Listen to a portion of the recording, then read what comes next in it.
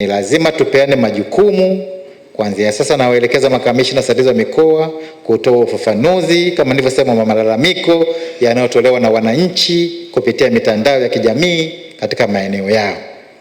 Mara kwa mara tunaona kwenye mitandao ya kijamii jinsi wananchi wanavyolalamika, wote tunaona. Sisi ndo tunahangaika huku wizarani, nyinyi mmetulia. Mtengeneze mfumo sasa ambao mtakuwa mnayasikia. Na lazima mmoja wenu atasikia.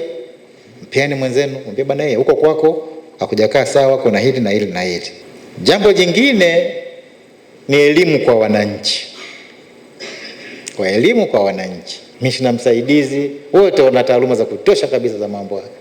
Wanaweza kutoa ufafanuzi, watu lazima waone. Lazima watu waone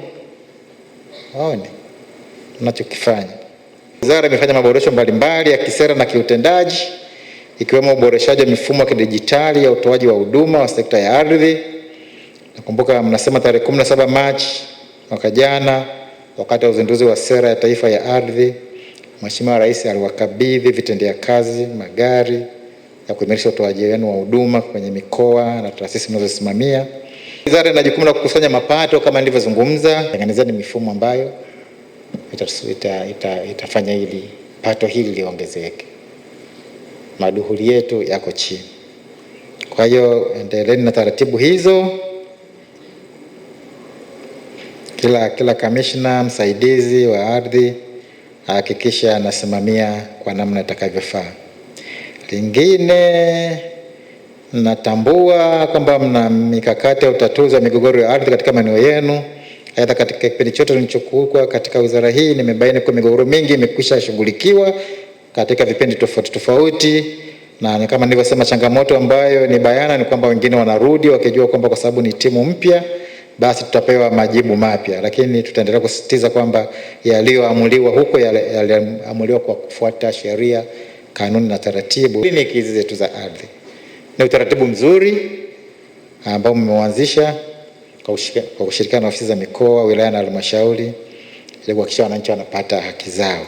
Mimi niseme tu, mimi na Mheshimiwa Naibu Waziri tumejipanga vizuri kabisa kushiriki na nyinyi katika hizo kliniki.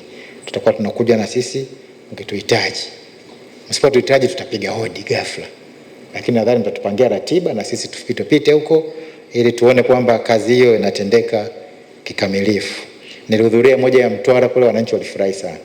Walipewa hati zao pale, walifurahi sana. Unajua hati inaonekana kama sijui madini gani ile ambayo ni ngumu kuipata. Maana siku hizi madhahabu yanapatikana tu.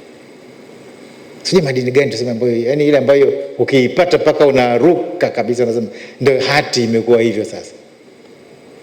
Mheshimiwa Naibu alizungumza kule Tabora, paka Mheshimiwa Bunge alimsikia. Kupata hati inakuwa yani kama vile, jamani, hizo hati sio zenu, ni za wananchi, sio? Zitoke wapewe.